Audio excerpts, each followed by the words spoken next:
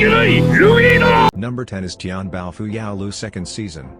In the 12 years of Tian Bao, Kong Hongjin, a beautiful young male who is not aware of the planet, left the Yajin Palace on the Taihang Mountain with 3 important lessons and came to Chang'an, which is full of prosperity. Kong Hongjin first entered the Datong Exorcism Division, and the head supervisor was Long Vujin General Li Jinglong, who had dealt with it not long ago. But he accidentally broke Chen's heart lamp, and the heart lamp entered Li Jinglong's body. In the light and shadow of the lamp, there are the bright red lights of Pink Angli, the exorcism of the sycamore in the summer sunshine, the vast sky and sand and flying snow, the peaceful singing of Ardai. Mo Rujin and Lu Shu picked off early morning leaves, Chu Yongzi's flying strokes. This anime season is the continuation of this story with great action with good adventure. Number 9 is Wang Rao Ming. This is the tale of an orphan, Lu Shu.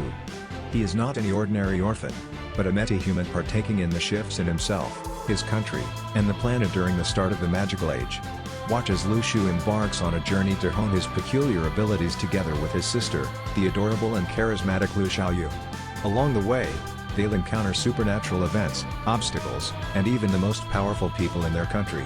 How will Lu Shu make the best of his abilities and oust his never-ending list of rivals and opponents? This anime series was a good watch with consistent character proportions and varying shot sizes, dynamic action choreography, and use of CGI. Number 8 is Doupo Cangqiong's 4th season. In a land where no charm is current. A ground where the powerful create the laws and the vulnerable have to follow.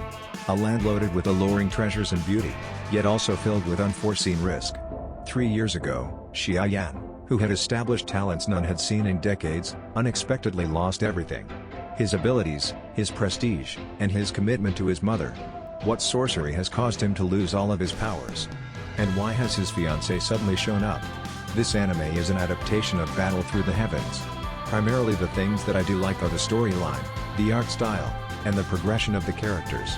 Each progresses at a very good pace, and it does not feel rushed in any way, and everything feels like it flows along correctly. Number 7 is Dr. Stone, Stone Wars. Senku has created his plan to get back 2 million years of human accomplishment and restore the whole of those turned to statues. However, one man stands in his way, Tsukasa Shishu, who believes that only the fittest of those petrified should be revived. As the snow melts and spring approaches, Senku and his allies in Ishigami village finish the preparations for their attack on the Tsukasa Empire.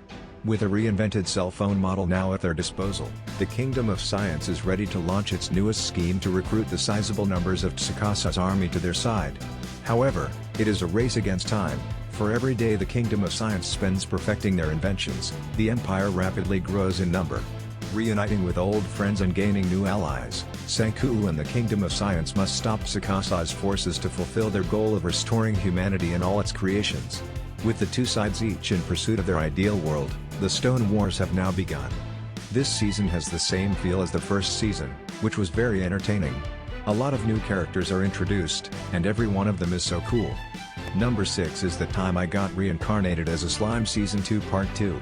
The country of Tempest is in a cheerful spirit behind successfully overpowering the surprise attack from the Falmouth Army and the Western Holy Church. Beyond the festivities lies a meeting between Tempest and its allies to decide the future of the nation of monsters. The aftermath of the Falmouth invasion, Malim Nava's suspicious behavior, and the disappearance of Demon Lord Carrion, the problems seem to keep on piling up. Raimuru Tempest, now awakened as a true Demon Lord, decides to go on the offensive against Clayman. With a fully revived Storm Dragon Veldora, ultimate skill Raphael, and other powerful comrades, the ruler of the Tempest is confident in taking down his enemies one by one until he can face the man pulling the strings. This anime has great action with good comedy.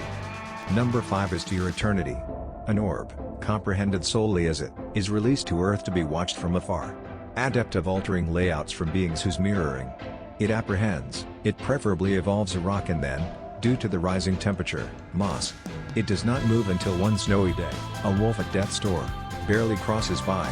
When it takes the animal's form, it attains awareness of its consciousness and starts to wander with an unclear destination in mind. Soon, he comes across the wolf's master, a young boy waiting for his tribe to return from a paradise abundant with fish and fruit in the south.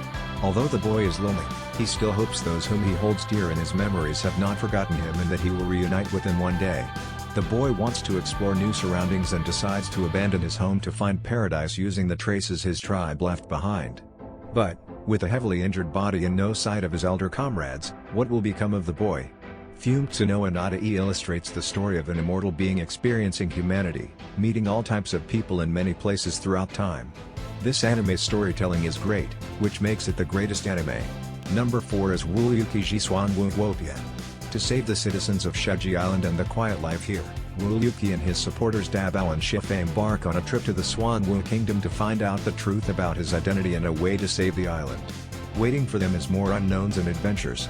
Number 3 is JoJo's Bizarre Adventure, Stone Ocean.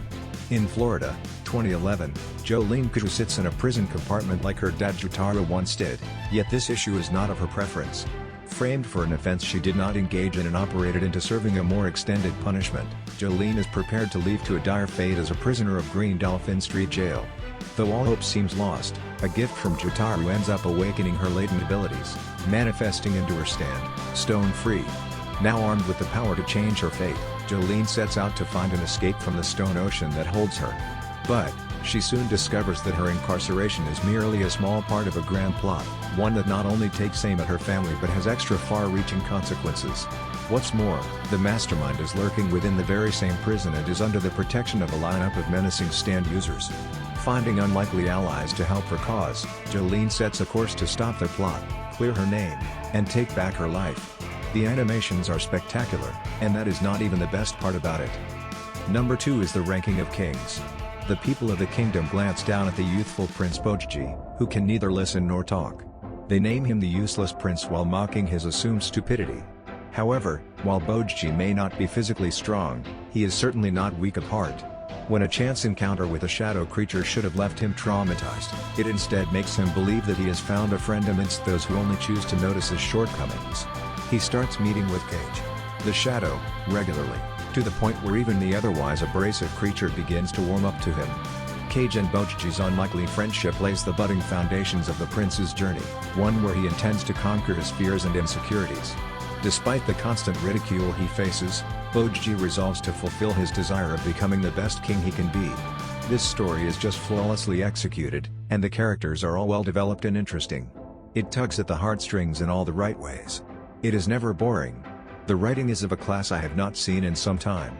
Number 1 is Demon's Lair. Kimetsu no Yaiba Entertainment District arc follows Tanjiro and his companions' next assignment behind the Mugen train. Alongside one of the Demon Slayer Corps top-ranked swordsmen, Sound Hashira Tengenuzui, Tanjiro heads to a place where demons dwell, the Entertainment District. This season of Kimetsu no Yaiba is a direct sequel of the series packed with insane visuals, sound design, plot, and characters.